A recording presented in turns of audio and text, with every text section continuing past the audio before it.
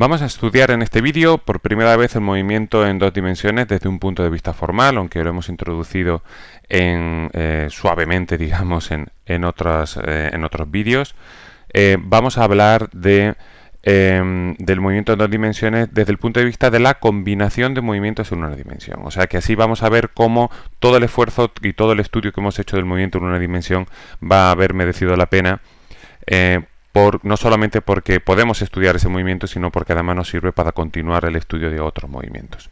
Bueno, pues en concreto nos vamos a centrar de entre todas las combinaciones posibles en una combinación que nos interesa mucho porque es un movimiento que podemos ver en la naturaleza fácilmente. Es un movimiento que tiene aceleración en la vertical. En concreto nosotros estamos interesados cuando esta aceleración tangencial, por supuesto, es constante y es igual a la de la gravedad, aunque cualquier otro valor de la aceleración que no fuese de la gravedad, bueno, pues nos proporcionaría el mismo tipo de movimiento. Y luego en la horizontal, pues estamos interesados en un movimiento que no tiene aceleración, ¿de acuerdo? Y eso pues puede representarse con estas letras, ¿vale? Esto es un movimiento rectilíneo uniformemente acelerado y esto es un movimiento rectilíneo uniforme. Bueno, vamos a ver cuál es el resultado de la combinación de estos movimientos utilizando esta construcción de GeoGebra que tenemos aquí. De nuevo, prestar atención a qué estamos representando. Estamos representando la posición en la vertical medida en metros con respecto a la posición en la horizontal medida en metros también.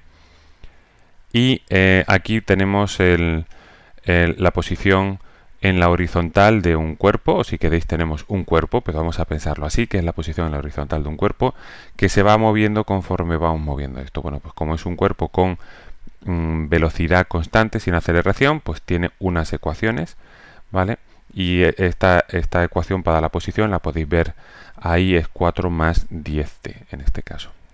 Bueno, pues he activado el rastro de tal manera que vamos a ver la posición cuando el tiempo es 0, que es esta de aquí, que es 4, y la posición para los demás valores del tiempo, ¿vale?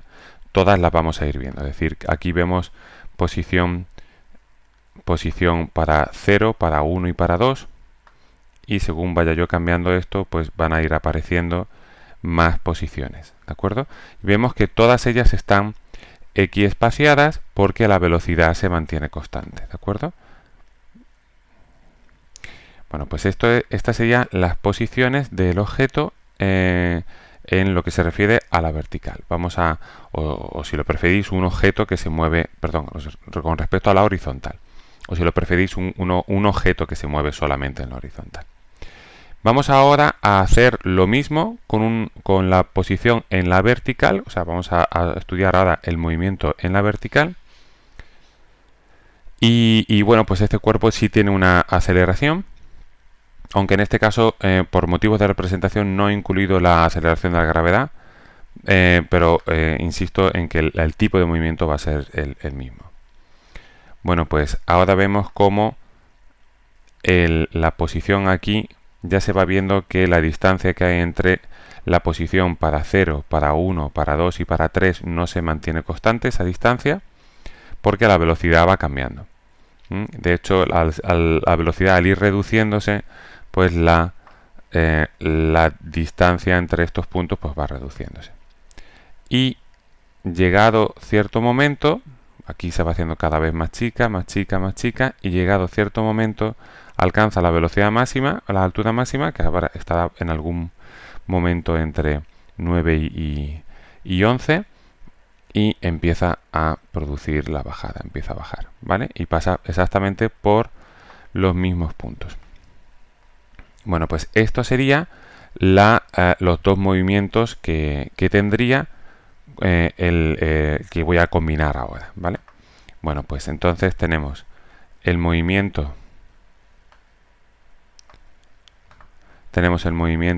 en la horizontal y el movimiento en la vertical. Es muy importante notar la diferencia entre ellos porque el movimiento en la horizontal no para de alejarse, mientras que el vertical en algún momento se da la vuelta y vuelve a bajar, ¿vale?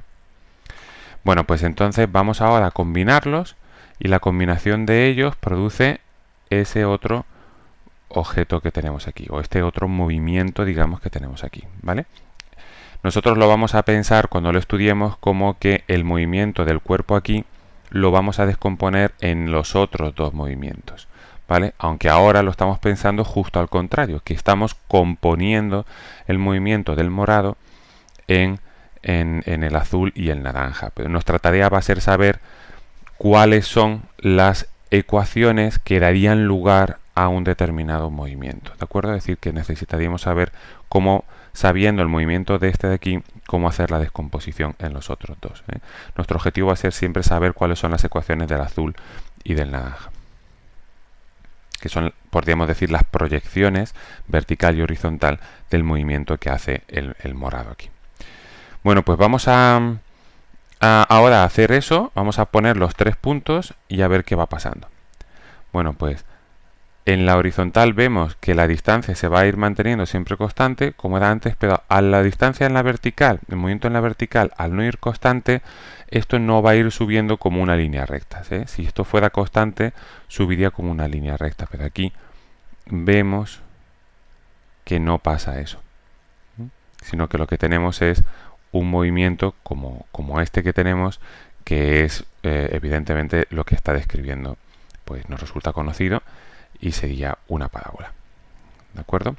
Bueno, pues esto es lo primero que aprendemos, que debemos aprender ahora, que es que el movimiento que resulta de la composición de